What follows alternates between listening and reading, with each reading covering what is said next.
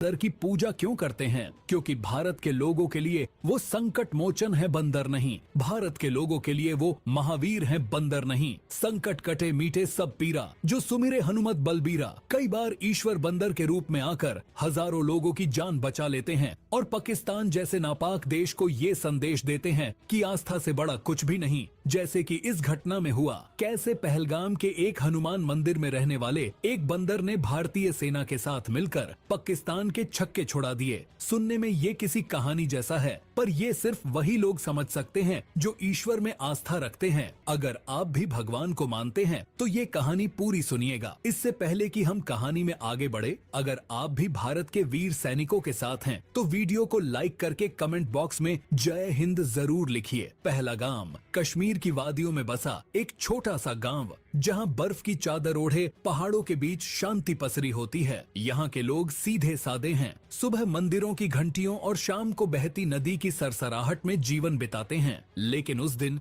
जैसे खुद वादियों ने सांसें रोक ली थीं। हर तरफ चुप्पी थी और चुप्पी के भीतर एक तूफान। उस शाम को कुछ ऐसा हुआ जिसने गांव के शांत जीवन में हलचल मचा दी। पहलगाम की गलियों में सन्नाटा पसर, बाहर किसी की आहट सुनाई दी। दरवाजा तेजी से खुला और एक जवान ने चिल्लाकर कहा, सर, एक बंदर वो अंदर आ गया है। सब चौंक गए, अधिकारी खड़े हो गए। तभी उन्होंने दरवाजे पर बैठे बजरंगी को देखा। वो शांत था लेकिन उसकी आंखों में चमक थी। एक अधिकारी उसकी ओर बढ़ा, तभी सबने साफ सुना, जय श्री राम। कमरे में सन्नाटा छा गया। किसी को यकीन नहीं हुआ कि ये शब्द एक बंदर के मुंह से निकले। क्या तुमने भी सुना? एक अधिकारी ने पूछा। हाँ, बाकी सब ने सहमति में सिर हिलाया। वो क्षण ऐसा था मानो समय थम गया हो। उसी वक्त एक निर्णय लिया गया, बजरंगी को मिशन में शामिल किया जाएगा। यह पहली बार था जब भारतीय सेना ने किसी बंदर को एक सैन्य योजना का हिस्सा बनाने का निर्णय लिया। उस रात बजरंगी को एक विशेष केबिन में लाया गया। वहाँ एक वरिष्ठ अधिकारी मेजर अजय पहले से इंतजार कर रहे थे। वो गहरी नजरों से बजरंगी को देख रहे थे। तुम्हें शायद नहीं पता, लेकिन हम तुम्हें एक साथी नहीं, आस्था मानकर साथ ला रहे हैं। इसके बाद शुरू हुई बजरंगी की ट्रेनिंग। पहले दिन उसे एक विशेष कमरे में ले जाया गया, जहाँ सेना के ट्रेंड जानवर, घोड़े, कुत्ते और कबूतर पहले से प्रशिक्षण पा रहे थे। सब हैरान थे कि अब इस टोली में एक बंदर भी शामिल है। बजरंगी ने सभी को चौंका दिया। उसे कुछ नक्शे दिखाए गए जिनमें वो पाकिस्तान की सीमा की ओर इशारा करता। उसे जब एक नकली रडार दिखाया गया तो वह तुरंत सतर्क हो जाता। रातों रात बजरंगी की प्रतिभा की चर्चा पूरे कैंप में फैल गई। वो न सिर्फ इंसानों की भाषा समझता था, बल्कि उसे रणनीति और खतरे का भी अंदाजा हो जाता था। मेजर अजय ने रिपोर्ट तैयार की। इस बंदर के पास वो सेंस है जो किसी खास जानवर में होता है। यह तेज है, सतर्क है और अनुशासित। यह सिर्फ बंदर नहीं है, ये विशेष है। कैंप की एक पुरानी नर्स ने बजरंगी को एक छोटा सा भगवा पटका पहनाया जिस पर राम लिखा था। जब वह उसे पहनता तो उसकी चाल ही बदल जाती। जवान अब उसे सर बजरंगी कहने लगे थे। रात के अंधेरे में जब सारे जवान विश्राम कर रहे होते, बजरंगी चुपचाप कैंप की ऊंचाई से चारों ओर नजर रखता, जैसे वो सिर्फ मिशन का नहीं, भारत का प्रहरी बन गया हो। एक अफसर ने कहा, जिस दिन ये पाकिस्तान में कदम रखेगा उस दिन उनकी नींव हिल जाएगी। बजरंगी बस शांत बैठा रहा, लेकिन उसकी आंखों में अब लक्ष्य साफ था। सेना मुख्यालय में हलचल तेज हो चुकी थी। बजरंगी के आगमन और उसकी असाधारण क्षमताओं की खबर धीरे धीरे सेना की ऊपरी परतों तक पहुंच चुकी थी। कुछ अफसर इसे अंधविश्वास मानते रहे, लेकिन अधिकतर ने उसके व्यवहार और समझ आए। अगर उसमें विश्वास हो तो वो अकेले पूरी फौज के बराबर होता है। रात के 8 बजे दोनों ने स्पेशल सूट पहनकर रनवे की ओर बढ़ना शुरू किया। विमान चमक रहा था, उसके पंख जैसे रात की हवा को चीरने को तैयार थे। उड़ान भरने से पहले बजरंगी ने एक आखिरी बार मंदिर की दिशा में देखा, जैसे वहां से उसे शक्ति मिल रही हो। विमान में बैठते ही उसने अपनी सीट बेल्ट खुद बांध ली। कमांडर ने रेडियो पर कहा, IAF guardian 1 take off permitted.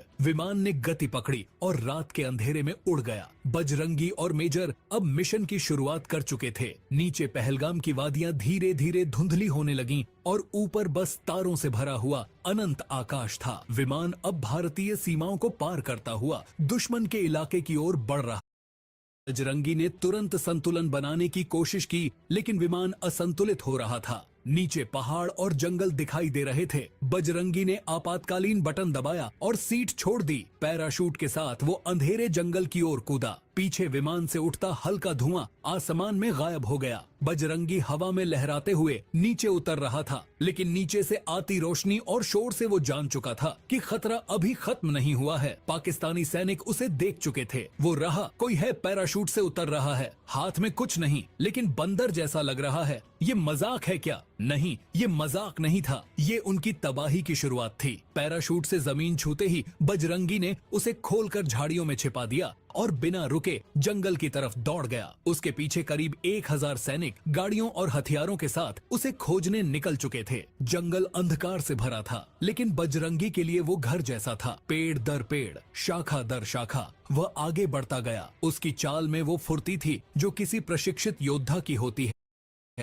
गया। पीछे भाग रहे सैनिक जब खाई के पास पहुंचे तो अंधेरे और गति के कारण उन्हें कुछ समझ नहीं आया और वह एक एक कर गिरने लगे। कुछ बाल बाल बचे, लेकिन अधिकांश खाई की गहराई में जा चुके थे। बजरंगी दूसरी ओर बैठकर यह सब देख रहा था। उसकी आंखों में कोई क्रूरता नहीं थी, बस एक संतुलन था, एक न्याय की भावना। वो जानता था कि उसने किसी को नुकसान नहीं पहुंचाया, लेकिन दुश्मन की योजना को विफल कर दिया। वो अब धीरे धीरे पहाड़ की ओर बढ़ चला, जहां से वह भारतीय सीमा के करीब पहुंच सकता था। लेकिन मिशन अभी पूरा नहीं हुआ था। वह जानता था कि विमान का डाटा और दुश्मन की गतिविधियों की जानकारी अब भी उसके पास है। उसे ये किसी तरह भारतीय सेना तक पहुंचानी थी। रास्ते में उसे एक गश्ती चौकी दिखी। वहां से उसे एक सैनिक दिखा जो शायद पाकिस्तानी नहीं था। उसने आगे बढ़कर पास के पत्थर पर से एक छोटा सा यंत्र निकाला। वो कैमरा था जो विमान में लगा हुआ था और जो उसे आपात स्थिति में निकालकर अपने साथ ले जाना था। बजरंगी ने उसे कपड़े में लपेटा और अपनी कमर से बांध लिया। अब उसका एक ही लक्ष्य था, सीमा पार करना और अपने देश लौटना। सूरज की पहली किरणें अब पहाड़ों पर पड़ने लगी थीं। रात के साए अब पीछे हट रहे थे, लेकिन बजरंगी की आंखों में नींद नहीं थी। उसमें मिशन की सफलता का प्रकाश था। बजरंगी अब लगातार पहाड़ों की ओर बढ़ रहा था। उसकी चाल में थकान नहीं थी, बल्कि एक ऐसा समर्पण था जो सिर्फ किसी योद्धा में पाया जाता है। रात बीत चुकी थी, लेकिन मिशन अभी अधूरा था। अब सबसे महत्वपूर्ण कार्य शेष था, जानकारी को सही सलामत भारतीय सेना तक पहुंचाना। वो जिस पहाड़ी रास्ते पर चल रहा था वह बेहद दुर्गम था। कभी कभी तो पत्थर इतने ढीले होते कि पैर रखते ही फिसल जाते, लेकिन बजरंगी हर चुनौती को चपलता से पार कर रहा था। उसकी पीठ से बंधा कैमरा उसकी सबसे कीमती चीज थी। उस कैमरे में दुश्मन की सैन्य गतिविधियों की रिकॉर्डिंग थी, जिसकी मदद से भारतीय सेना एक बड़ा कदम उठा सकती थी। अचानक उसकी नजर दूर एक छोटी पर टिमटिमाती हुई रोशनी पर पड़ी। वह जानता था कि यह भारतीय सीमा की चौकी हो सकती है, लेकिन उस ओर बढ़ने से पहले उसे सावधानी रखनी थी, क्योंकि दुश्मन अब भी पीछे था। नीचे घाटी में एक नई हलचल थी। पाकिस्तानी सेना को अब यकीन हो चुका था कि यह कोई सामान्य बंदर नहीं है। उनके उच्च अधिकारी अब इस मिशन को राष्ट्रीय खतरे की श्रेणी में देख रहे थे। उन्होंने ड्रोन, थर्मल सेंसर और स्पेशल यूनिट्स को तैनात कर दिया था। एक जानवर से हारना उनकी प्रतिष्ठा को ठेस पहुंचा रहा था। बजरंगी ने कुछ दूर एक गुफा देखी। वह उसमें जाकर कुछ देर के लिए रुका। उसने अपने शरीर से लगी पत्तियां हटाईं, घावों को साफ किया और अपने कैमरे की स्थिति जांची। वहां से उसने उस रोशनी की दिशा फिर से देखी। अब वह और नजदीक लग रही थी। वो गुफा से बाहर निकला ही था कि उसे ऊपर आसमान में कुछ अजीब सी आवाजें सुनाई दी। वो ड्रोन की आवाज थी। अब उसे तेजी दिखानी थी। उसने तुरंत ही नीचे की ओर उतरना शुरू किया, लेकिन चालाकी से वह सीधा रास्ता नहीं ले रहा था, बल्कि जिग जैग में और चट्टानों की ओट में छिपकर बढ़ रहा था। ड्रोन उसे ढूंढ नहीं पा रहा था। उधर भारतीय चौकी पर एक जवान ने दूरबीन से देखा कि एक परछाई पहाड़ की चोटी पर भाग रही है। उसने कमांडर को सूचना दी, कोई जानवर है, लेकिन उसकी चाल सामान्य नहीं है। कमांडर ने गंभीरता से जवाब दिया, हम कोई भी संभावना नजरअंदाज नहीं कर सकते।